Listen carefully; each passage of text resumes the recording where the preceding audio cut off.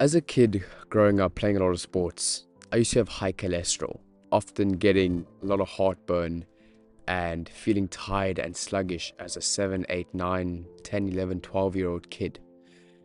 And my cholesterol usually ranged from the 7, 8, 9, 10, 11, and 12 range. And if you don't know how the numbers work, anywhere from 7 and above is close to heart attack. In fact, it's heart attack material.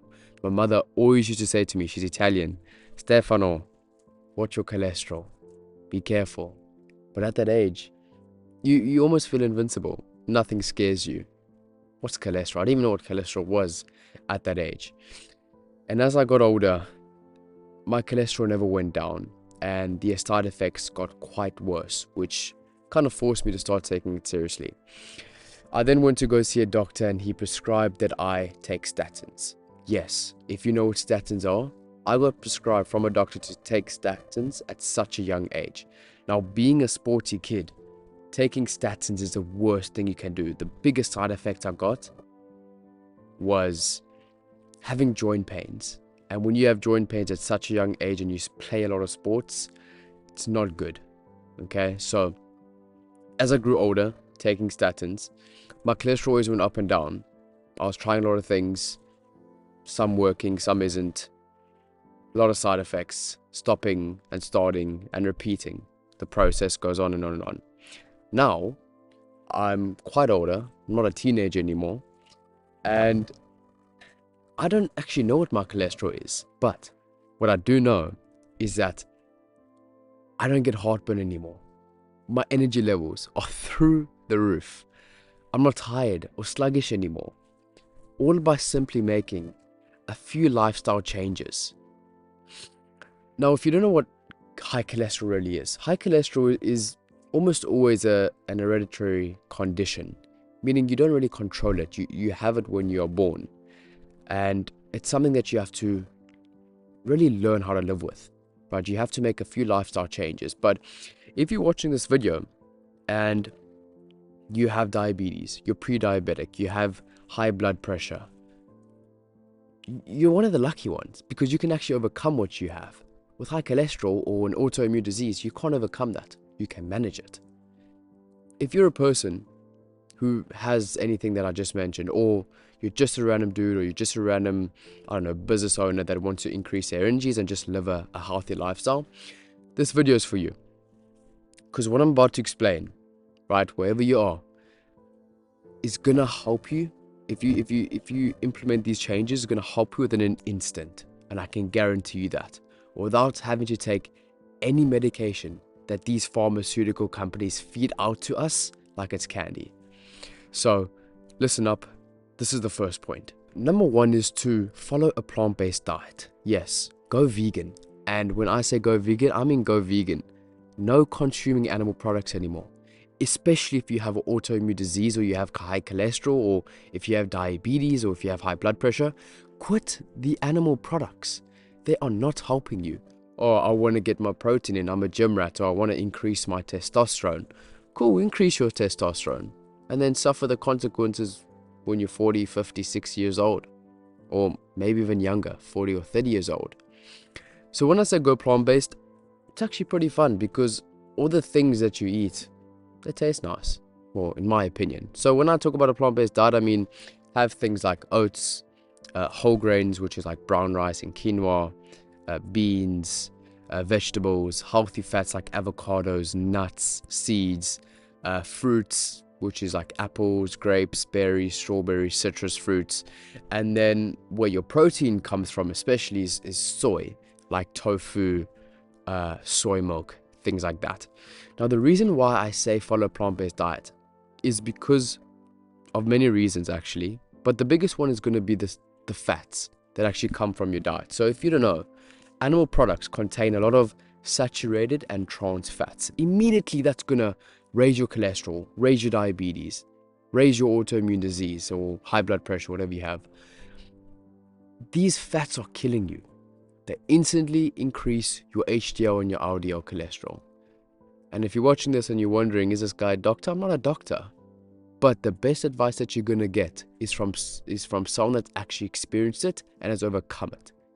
So you better listen attentively. I'm not here to give you the scientific fancy wording, but I'm here to give you what's worked and what doesn't work. Next, when you follow a plant-based diet, you get more fiber immediately because you have more vegetables, you have more grains, you have more fruit, or sorry, not fruits. What else has fiber? Beans, legumes, things like that. Those things have fiber. And when you have fiber, what it does, I'm going to use very scientific wording here. It reduces the absorption of cholesterol into your bloodstream. So the more fiber you have, the less your bloodstream is going to consume that cholesterol. Therefore, the less cholesterol you have. I don't need to explain it in more depth, but as I've said, have more fiber. Next, immediately when you follow a plant-based diet, you're going to be eating less calories. Animal products have a shit ton of calories. Immediately when you go to a plant-based diet, your calories decrease. What happens when your calories decrease? You lose more weight. What happens when you lose more weight? Instantly, you're going to feel better. Your cholesterol is going to go down. Your energy levels are going to go up. You're not going to feel tired and sluggish anymore because your calories are less and you're holding less weight. So that's what I just mentioned now is probably the main thing. If you don't follow those first step, the next few steps that I'm about to explain are going to be useless. They're not even, yes, they may work, but they're not going to be a long-lasting effect. So let me get into it. Number 2, exercise, which you probably never guessed it. Now, when I say exercise, I don't mean you have to go to the gym an hour, 2 hours a day and go sweat out like Ronnie Coleman or Arnold Schwarzenegger. I don't mean that. Just get about 30 minutes of exercise a day. And if you're sitting here saying, Steph, I don't have time for 30 minutes of exercise. Well, you definitely have 30 minutes to watch Netflix, watch porn, eat bad foods, watch YouTube, watch Instagram, keep scrolling on your phone on social media. So if you tell me you don't have 30 minutes for exercise, then I actually heard a very, very awesome quote the other day, which was, if you don't make time for exercise now, you're going to start having to make time for diseases later on. So start doing your exercise. What I wanted to mention was how you can make it so easy for yourself. When I say exercise, I don't mean go to the gym. It can be walking, it can be cycling, it can be running, it can be hiking, it can be anything where you're moving your body and your blood, your heart rate is increasing. That's all. Like I said, you don't need to go sweat it out in the gym. And you will notice that once you start exercising, just like a plant-based diet, your energy levels are going to increase. You're going to start losing more weight because you're burning calories. You're going to feel better. You're not going to feel as tired and sluggish. If you're an entrepreneur like me, your focus is going to be through this roof. You'll notice that you can focus on things so much better that your output increases by a shit ton. People at the company that you're working with are going to be like, hey, Steph, what the hell are you taking? Just by exercising 30 minutes a day. Also, few side points is the more fulfillment you're going to have because you're actually doing something productive for your life. You're actually doing something that's improving your life. And lastly, greater clarity of mind. Like I said, if you're an entrepreneur and you want to get as creative as possible and you want to build the best companies and you want to impact the most amount of people, exercise. Because if you're not exercising, you're pretty much being selfish, not only to yourself, but to the people around you and the potential that you can actually grow up into and use to help other people in this earth. I hope I didn't rant too much, but let's get into the next point. Sleep. Oh boy, do I love sleeping. I love sleeping. In fact, sleeping is probably one of the greatest things ever invented. Let's start with the study. In a study of about 2,000 adults, people who tended to sleep too little each and every single night were more likely to have high triglycerides and low HDL cholesterol. Now, what the hell is triglycerides, HDL cholesterol? All you need to know is that people who slept less had less of good cholesterol. So your good cholesterol is HDL cholesterol. LDL is bad cholesterol, but just know this. The less you sleep, the less good cholesterol you have. We want the good cholesterol. And I am not going to doubt it that the less you sleep, the worse your autoimmune disease is going to get, the higher your diabetes is going to get, the higher your blood pressure is going to get. Okay? Now, let's come up with a game plan. A simple formula to get good sleep. Because a lot of people think getting good sleep is simple. In fact, getting good sleep is actually quite hard. It's like when you play a video game and you're trying to get to the highest level. That's what I'm trying to do with my sleep right now, and hopefully you can by the end of this video. So, as you've heard, we need 8 hours of sleep every single day. Now, people never told you that. How do you actually get 8 hours of sleep? Well, we need to be in bed for at least 8.5 hours, because it's going to take about 30 minutes to get into sleeping, like the sleeping zone, the sleeping mode, which is either your core, deep, or REM sleep. So get in bed, and this is exactly what I'm explaining to you is what I do. I'm not going to give you something that I don't do, okay? And this is what works. This is proof. Be in bed for 8.5 hours so that you can sleep 8 hours. Now, 7 hours minimum, but if you want the best sleep, it was even quoted by Jeff Bezos, one of the richest people in the world, that he prioritized sleep 8 hours a day. I am very focused on it, and for me, I need 8 hours of sleep. I think better, I have more energy, my mood is better, all these things. Non-negotiable, but 7 hours minimum. But if you can, be in bed for 8.5 hours so that you can sleep for 8. Now, the reason why we sleep for 8 is because we want a certain type of sleep, and that is deep sleep. You have 3 types of sleeps: your deep sleep, your REM sleep, and your core sleep. Deep sleep is where recovery and restoration comes from the body. REM sleep is just rapid eye movement. That's just like when you dream and stuff. And your core sleep is just like your general sleep. I'm not going to go into it, but the main thing that you need to know is that we want at least a minimum of an hours of deep sleep.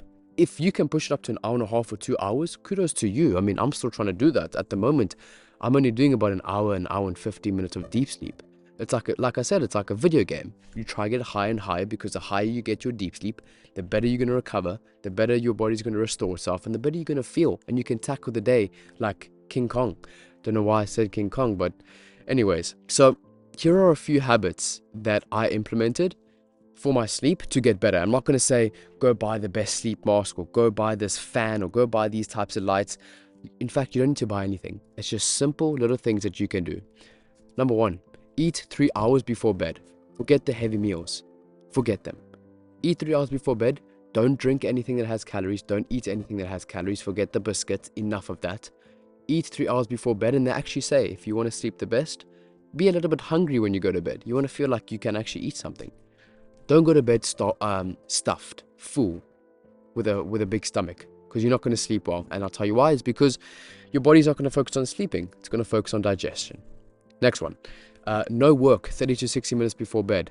As a person who works about 50, 60 hours a week, I cannot get enough of work. And before, I used to literally, I was working until 11 o'clock at night, and then 11:01, so 1 minute past 11, I'd be in bed trying to sleep.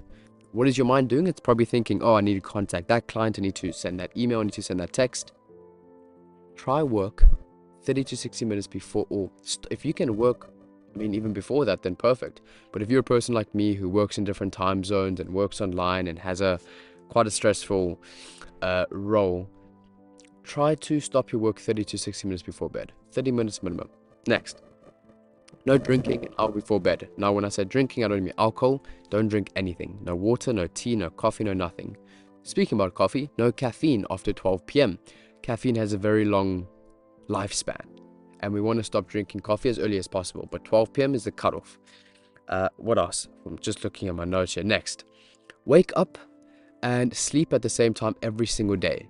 And the reason I say this is because you have something called the circadian rhythm. When you wake up and sleep at the same time every single day, your body gets used to that. So if you sleep at if you sleep at 10 o'clock, immediately when it gets closer to 10 o'clock, your body's going to start getting tired. Why? Because your circadian rhythm is used to that. Next, and I'm just going through these very, very, very quickly. Blue light blocking glasses, which is what I'm wearing right now. Ideally, if you can get the ones with the red shades, even better. But get yourself a pair of blue light blocking glasses. It's not a priority, but if you can, make sure to do so. They're very cheap. Nothing crazy. Next, there's something called Flux.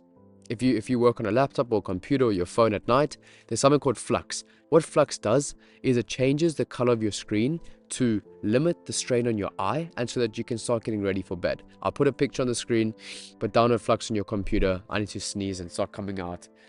But download flux. It's going to help you, especially if you work late at night. Next one, have a nighttime routine. What I do is I always have a cup of tea before bed and I read. Just gets me into the zone of sleeping. Next, only use bed for sleeping and sex.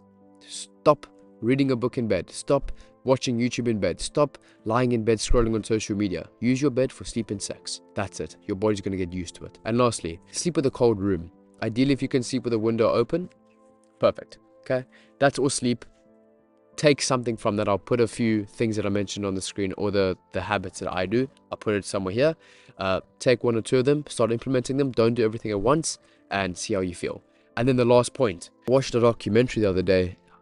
It was called Live to 100. Something about the blue zones or something. And they went into a place in Japan, if I'm not mistaken, called Okinawa. And Okinawa is a place known for the most centenarians. A centenarian is someone who's lived over 100 years old. And he kind of discovered what they do on a daily basis that makes them live to 100 and something years old. The biggest key advice that I got, or the biggest pointer when it comes to eating, and this is kind of a point to me as well, is that it's called the Hara Hichibu. Sounds crazy, but Hara Hichibu means only eat until you're 80% full. Now, why did I take this out of all the other points that they mentioned in the documentary? Let me give you a backstory.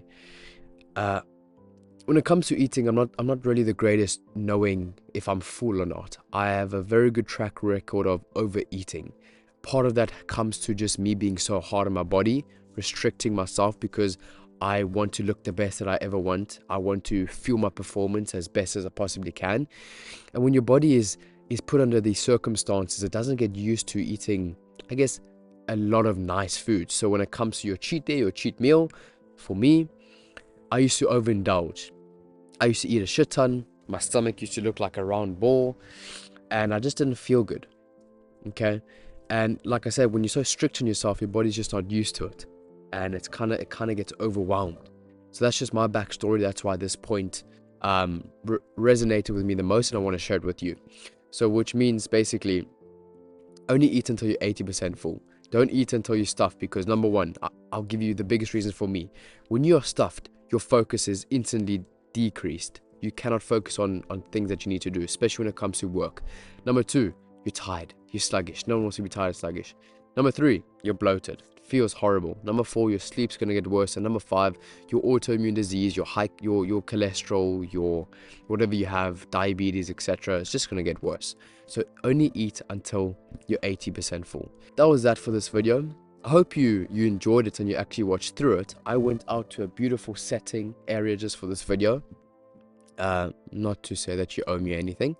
Just feel like if you want to watch a person sit behind a camera talk for a few minutes, we need to be in a good setting, a peaceful setting as well.